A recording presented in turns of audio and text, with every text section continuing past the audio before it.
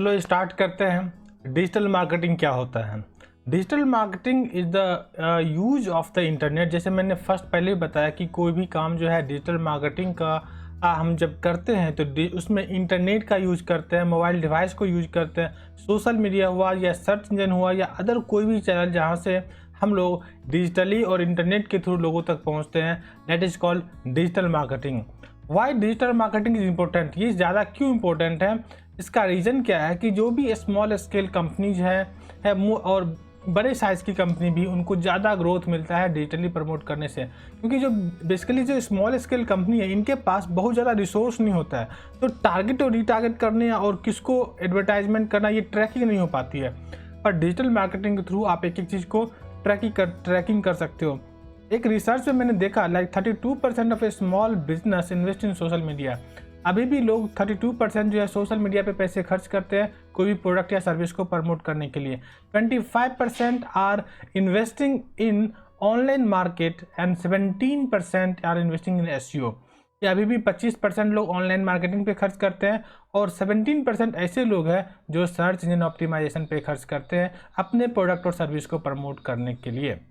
तो ये हुआ डिजिटल मार्केटिंग। अब डिजिटल मार्केटिंग से फ़ायदा क्या है, इससे हम लोग समझते हैं। बेसिकली जो अगर आप कोई भी प्रोडक्ट को और प्रोडक्ट या सर्विस देते हो तो इससे क्या होता है, कन्वर्जन रेट हाई होता है। कन्वर्जन रेट हाई होने का कहने का क्या मतलब कि अगर आपके पास कोई प्रोडक्ट है तो अगर प्रोडक्ट को मार्केटिंग करने में अगर 100 रुपये खर्च कर रहे हो, मान लो एक 1000 रुपीज़ का प्रोडक्ट है जिसको मार्केटिंग पे आपने 100 रुपये खर्च किया, तो अब दूसरा प्रोडक्ट पे अगर मान लो कि 200 रुपये खर्च किया तो 100 रुपये जो है ये मिनिमम कॉस्ट लग रहा है, तो इसको बोलते हैं हायर कन्वर्जन रेट। तो डिजिटल मार्केटिंग से अगर कोई प्रोडक्ट को प्रमोट करते हो तो उस केस में आपका कन्वर्जन रेट ज़्यादा होता है, मतलब कम पैसे में रिटर्न ऑफ इन्वेस्टमेंट ज़्यादा आते हैं। Establishing brand reputation. लोग अगर सोशल मीडिया पे हैं, चाहे वो फेसबुक हो या ट्विटर हो या लिंक्डइन हो, यूट्यूब हो, और अगर आप उनको कुछ ना कुछ कंसिस्टेंसी के साथ कोई एक वीडियो डालो, कोई ऑडियो डालो, या फिर आप हो सकता है पॉडकास्ट करो या कुछ इमेज डालो, ये सारी चीज़ें आप जब वहाँ पे डालोगे तो लोग देखते हैं कि आपके बारे में, तो वहाँ से उनका एक ब्रांड रेपुटेशन क्रिएट होता है और ब्रांड रेपुटेशन बन जाता है। Next, solving customers problem. जब हम कोई प्रोडक्ट डिजिटली ले जाने की बात करते हैं या फिर आप एक वीडियो बनाओ तो वीडियो के नीचे आप देखते हो बहुत सारे कमेंट आना शुरू हो जाते हैं। अच्छे भी कमेंट आते हैं, बुरे भी कमेंट आते हैं। अगर आपको अच्छे कमेंट आ रहे हैं तो अच्छी बात है, अगर बुरे कमेंट आ रहे हैं या फिर आपको, तो उस केस में आपको सर्विस को या फिर प्रोडक्ट को आप वहाँ पर प्रॉब्लम सॉल्व कर सकते हो और वहाँ पर आप उसको प्रोडक्ट को इम्प्रूव भी कर सकते हो। Engage with mobile customers. आज अगर सारे लोग, मोस्ट ऑफ द लोग जो है स्मार्टफोन यूज करते हैं, अब स्मार्टफोन यूज करते हैं तो you can engage with the mobile customers. जब मोबाइल मार्केटिंग के थ्रू आप उनको वो कनेक्ट कर सकते हो। Expansion of faith in your brand. जैसे आप अगर सोशल मीडिया पे ब्रांडिंग करना शुरू करते हो, एडवर्टाइजमेंट करना शुरू करते हो, लोग बार बार आपके ऐड देखते हैं तो ऑटोमेटिक उनका जो है आप पे फेथ बन जाता है। Better return of investment. So digital marketing के थ्रू होता है, जैसे मैंने बोला, हायर कन्वर्जन रेट और रिटर्न ऑफ इन्वेस्टमेंट भी आपको ज़्यादा होगा। डिजिटल मार्केटिंग कॉस्ट इफेक्टिव है कि आप अपने हिसाब से बजट सेट कर सकते हो कि मुझे बजट अगर मान लो 5000 रुपये का है या 100 रुपये का है या फिर 500 रुपये या 1000 रुपये का आप सेट कर सकते हो। आप चेक करो कि 1000 रुपये खर्च करने के बाद मुझे कितना रिटर्न्स मिला। अगर आपको लगता है कि नहीं रिटर्न मुझे अच्छा मिला तो 2000 करो, 5000 करो, 10,000 करो, फिर 50,000, लाख रुपये करो। तो यहाँ पे क्या होता है कि रिटर्न ऑफ इन्वेस्टमेंट अच्छा होता है, तो आप एक बार ट्राई भी कर सकते हो कि कौन सा मीडियम मेरे पे यूज हो रहा है, कौन सा मीडियम मेरे पे यूज नहीं हो रहा है। डिजिटल मार्केटिंग कॉस्ट इफेक्टिव है, plus potential to earn higher revenue.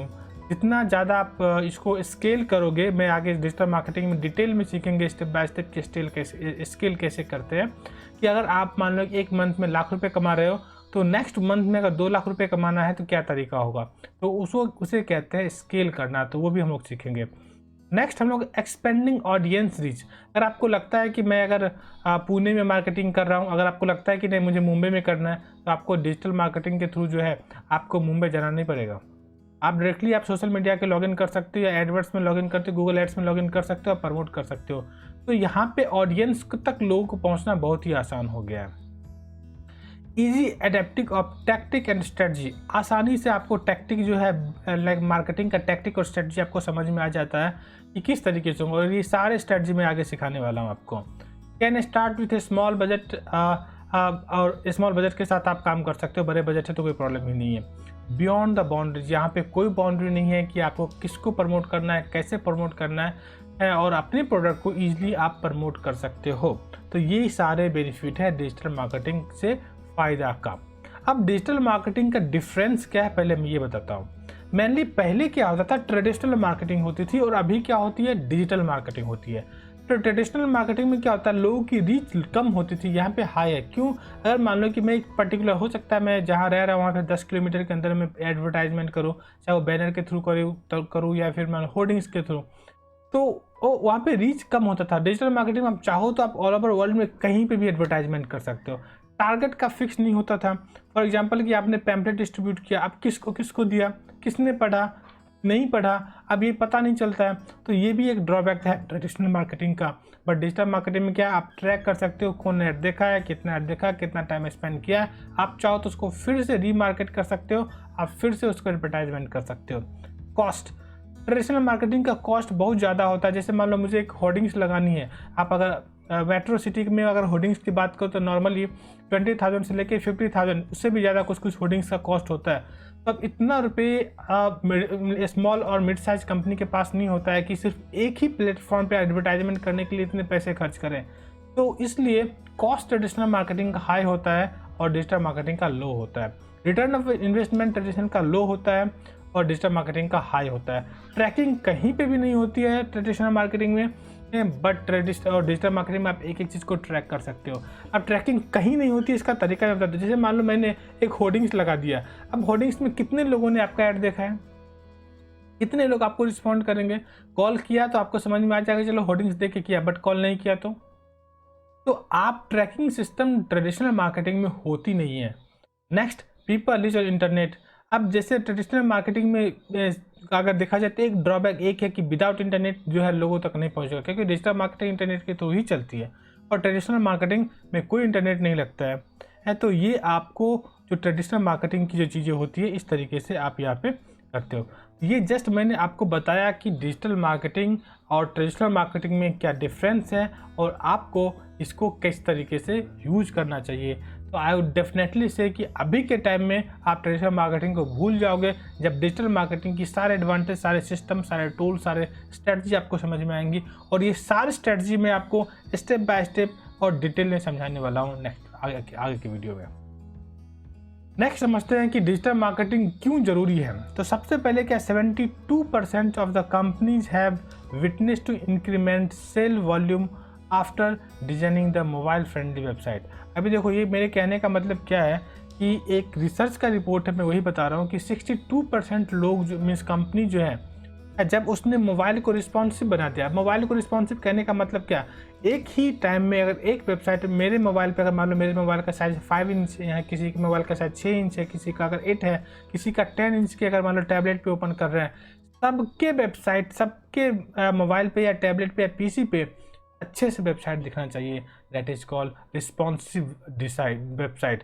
या फिर मोबाइल फ्रेंडली आपने जब बनाना शुरू करोगे तो नॉर्मली 62% रेवेन्यू बढ़ना शुरू हो गया, इसलिए डिजिटल मार्केटिंग जरूरी है। 78% of the local search are done on smartphone customers how they are living. अभी अगर आपको जैसे कहीं पे अगर फाइंड करना है कि रेस्टोरेंट कहाँ पे, आप क्या करते हो, स्मार्टफोन में फाइंड करते हो restaurant near by me. Okay, तो इस तरह के लोग जो है 78% लोगों को सर्च होते हैं। 50% search are from the voice search. अब जो है नेक्स्ट मैं कह रहा हूँ कि आफ्टर 2 और 3 ईयर्स देखोगे पॉडकास्ट एंड वॉइस सर्च सबसे ज़्यादा बढ़ने वाला है। अगर आप डिजिटल मार्केटर बनना चाहते हो और अगर आप पॉडकास्ट यूज करना नहीं शुरू किए हो तो आप बहुत बड़ी गलती कर रहे हो। तो आप अभी से पॉडकास्टिंग स्टार्ट करो। पॉडकास्टिंग क्लियर नहीं होगा तो मैं कोई नेक्स्ट वीडियो में आपको बताऊँगा पॉडकास्ट क्या होता है। क्योंकि अभी के टाइम में अगर मान लो गूगल में कहीं जाना भी है, जैसे आपको कोई स्टेशन पे जाना, पुणे रेलवे स्टेशन जाना है, just you can write like how many kilometre railway station from here, आप इतना बोल दो और आपको ऑटोमेटिक जो है गूगल आपको बता देगा कितना किलोमीटर जाना है। That is called voice search. ये भी बहुत इम्पैक्टफुल है। 82% पीपल वॉच वीडियो ऑनलाइन और रिलेट, जैसे ऑफलाइन वीडियो भी होते हैं वीडियो मार्केटिंग। तो वीडियो मार्केटिंग भी डिजिटल मार्केटिंग के लिए बहुत ही इंपॉर्टेंट है, जहाँ पे लोग वीडियो इस तरीके से बनाते हैं।